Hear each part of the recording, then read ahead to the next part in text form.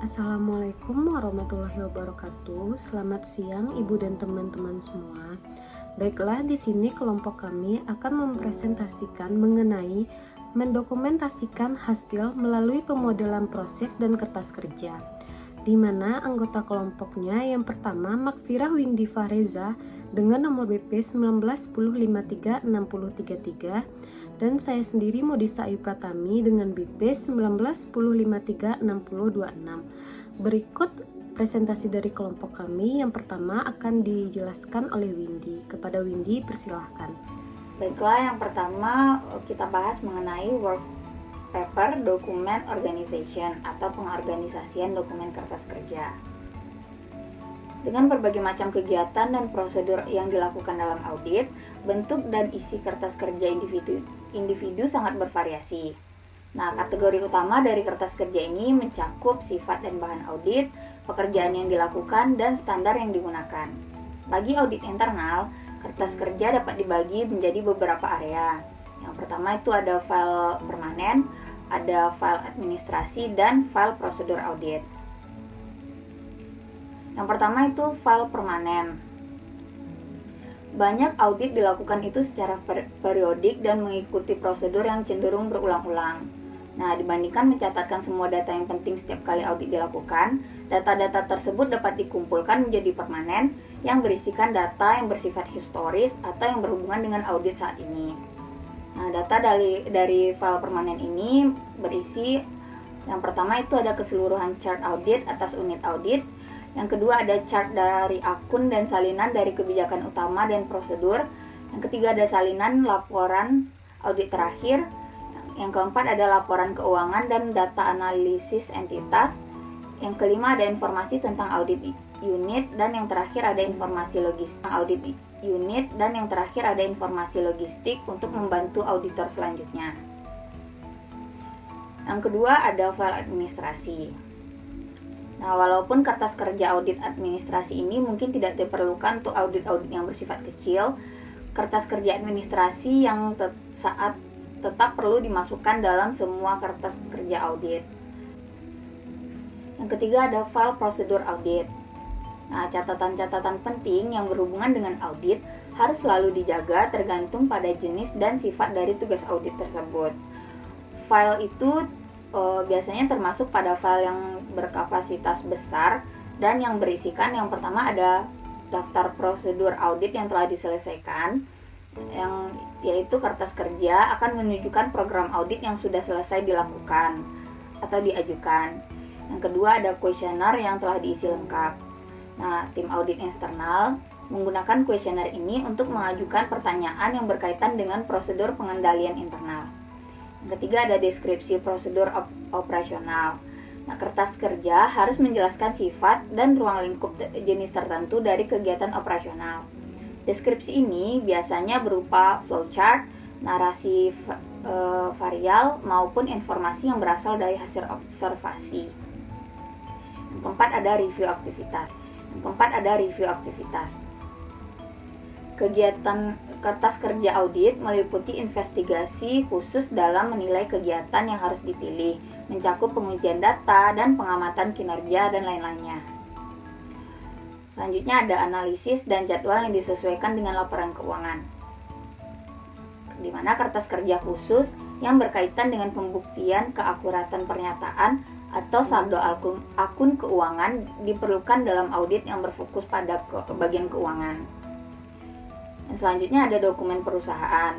Nah, dalam dokumen perusahaan seperti grafik, hasil rapat, pernyataan kebijakan tertentu, prosedur, dan dokumen lainnya ini bertujuan untuk membantu auditor dalam mengambil keputusan auditnya. Selanjutnya ada temuan, ada catatan supervisor, ada draft laporan. Nah, hal ini untuk menggambarkan sifat dari temuan audit serta frekuensi dalam pelaksanaan audit yang harus diikut sertakan dalam file prosedur audit.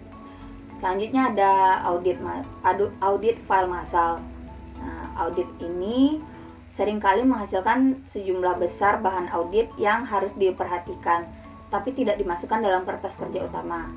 Misalnya, audit internal dapat melakukan survei yang menghasilkan kuesioner dapat melakukan survei yang menghasilkan kuesioner dalam jumlah besar yang dikembalikan. Nah, bahan-bahan ini harus diklasifikasi sebagai kertas kerja, tetapi harus diambil dari file massal yang jika diperlukan. Selanjutnya yaitu kita bahas tentang work paper preparation technique atau teknik persiapan kertas kerja. Dalam mempersiapkan kertas kerja, tentunya harus melibatkan drafting audit comment dan membuat schedule untuk mendeskripsikan kerja audit dan mendukung kesimpulannya. Nah, aspek penting ini untuk meyakinkan atau memastikan bahwa semua staf audit internal memahami tujuan dan kritikal dari kertas kerja audit. Nah, proses detail ini mengharuskan auditor untuk mengikuti keseluruhan standar audit untuk mempersiapkan kertas kerja dan membuat kertas kerja itu menjadi lebih mudah dipahami.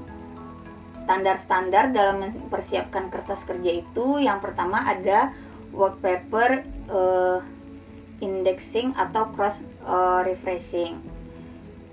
Work paper indexing ini yaitu pemberian indeks terhadap kertas kerja agar lebih mudah untuk ditelusuri, sedangkan cross referencing ini merupakan pemberian keterangan lain pada kertas kerja yang telah diberi nomor indeks tadi. Referencing ini merupakan pemberian keterangan lain pada kertas kerja yang telah diberi nomor indeks tadi sesuai dengan schedule kertas kerja audit.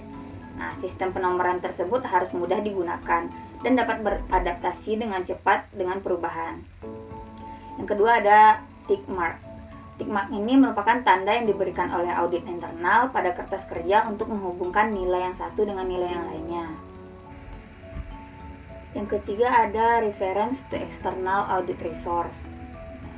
Tim audit internal sering mencatat informasi yang didapat dari sumber eksternal sebagai bantuan dalam memahami audit yang sedang dilakukan, seperti melakukan wawancara dan pencarian data melalui web. Nah, penting bagi auditor untuk mencantumkan sumber informasi atau referensi sebagai dasar bagi auditor saat akan melakukan wawancara. Yang terakhir ada work paper rock note yang berisikan catatan keras yang dibuat oleh auditor pada saat melakukan wawancara. Biasanya hanya diperuntukkan bagi pribadi auditor itu sendiri, yang nantinya akan ditulis ulang kembali ke dalam kertas kerja, yang mana lembaran asli dari catatan tersebut harus tetap diikutsertakan dalam file kertas kerja. Nah, baiklah, selanjutnya untuk presentasi selanjutnya akan dijelaskan oleh rekan saya Modisa. Kepada Modisa dipersilakan. Baiklah, selanjutnya yaitu proses review kertas kerja. Semua kertas kerja harus melalui proses review independen audit internal untuk memastikan bahwa pekerjaan yang diperlukan telah diselesaikan, dideskripsikan secara jelas, dan temuan audit telah didukung secara memadai. Chief Audit Executive atau CAE bertanggung jawab untuk melaporkan hasil review ini kepada komite audit. Beberapa fungsi audit internal menyiapkan memorandum untuk mendokumentasikan sifat dan tingkat review mereka. Review proses kertas kerja ini harus selesai dilakukan sebelum dirilisnya laporan audit akhir. Hal ini akan memastikan bahwa seluruh temuan laporan telah benar dan didukung oleh bukti audit seperti yang didokumentasikan di dalam kertas kerja. Selanjutnya, manajemen catatan dokumen audit internal. Upaya untuk mendokumentasikan proses atau menggambarkan proses audit internal melalui kertas kerja yang efektif bernilai kecil, kecuali jika fungsi internal memiliki fungsi penyimpanan dokumen yang kuat yang mencakup semua produk kerjanya, termasuk catatan auditor, salinan notulen rapat, file IT, dan banyak lainnya. Seiring beralih ke lingkungan audit internal bisnis dan kertas, kebetulan penyimpanan dokumen ini menjadi lebih banyak tantangannya daripada di masa lalu kertas dan pensil. Di masa lalu itu, dokumen sering disimpan dalam lemari isian formal. Akses diperlukan untuk mendapatkan kunci dari administrator kantor. Ulasan penyelia dibuktikan dengan inisial yang telah ditandatangani sebelumnya pada formulir. Dan upaya untuk melakukan perubahan yang tidak sah menghasilkan penghapusan noda. Kemudahan dan fleksibilitas barang saat ini menimbulkan risiko dokumen, seperti hilangnya kertas kerja audit karena laptop curian untuk memproses kesalahan dalam CAATT yang dikembangkan oleh audit internal. Persyaratan dokumentasi audit internal dan menjabarkan perlunya menyimpan semua dokumentasi audit internal yang relevan selama 7 tahun setelah penyelesaian audit internal. Ini kadang-kadang dapat menyebabkan tantangan di lingkungan audit tanpa kertas kerja hari ini. Sistem operasi atau format file dapat berubah, dan mungkin tidak dapat mengakses atau membaca dokumen. Dokumen dapat hilang karena seseorang secara keliru mengenai delete, atau dokumen dapat hilang karena kegagalan untuk mengunduh sistem laptop auditor ke sistem server pusat. Fungsi audit internal perlu menerapkan kebijakan manajemen dokumen yang kuat dan konsisten dengan tanggung jawab administratif yang ditugaskan untuk tugas-tugas tersebut. Daftar berikutnya membahas beberapa praktik manajemen dokumen yang penting atau bahkan diperlukan untuk fungsi audit internal di lingkungan laptop auditor dan jaringan netkabel saat ini. Yang pertama, mendokumentasikan standar dan proses peninjauan. Audit internal perlu menetapkan standar untuk perangkat lunak yang digunakan, konfigurasi komputer laptop dan standar dokumen dan template umum.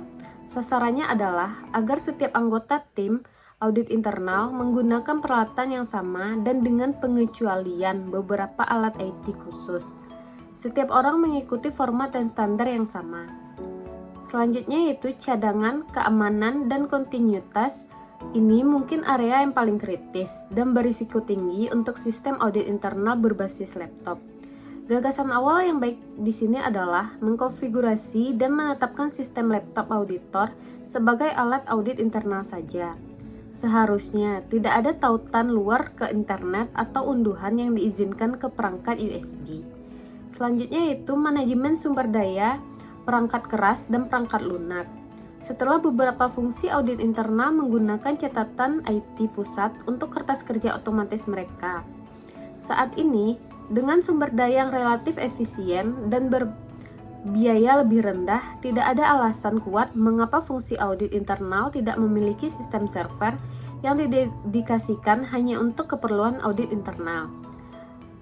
Selanjutnya yaitu laporan audit, manajemen risiko, dan administrasi audit internal. Audit internal memiliki kebutuhan untuk mempersiapkan dan mendistribusikan sejumlah besar bahan termasuk laporan audit, analisis manajemen risiko, anggaran, dan komunikasi dengan komite audit. Selanjutnya yaitu pentingnya dokumentasi audit internal. Dokumentasi yang memadai diperlukan untuk hampir semua proses audit internal. Ini telah ditekankan pentingnya kertas kerja audit untuk mendokumentasikan kegiatan audit internal serta pemodelan proses untuk menggambarkan kegiatan perusahaan. Kemampuan untuk menyiapkan kertas kerja yang deskriptif dan efektif adalah persyaratan utama CBOK internal. Selain itu, semua auditor internal dari CAE hingga staf audit harus nyaman dan terbiasa dengan banyak alat IT yang tersedia untuk menggambarkan dan mendokumentasikan proses audit internal. Baiklah, sekian hasil presentasi dari kelompok kami. Apabila ada kekurangan mohon dimaafkan. Assalamualaikum warahmatullahi wabarakatuh.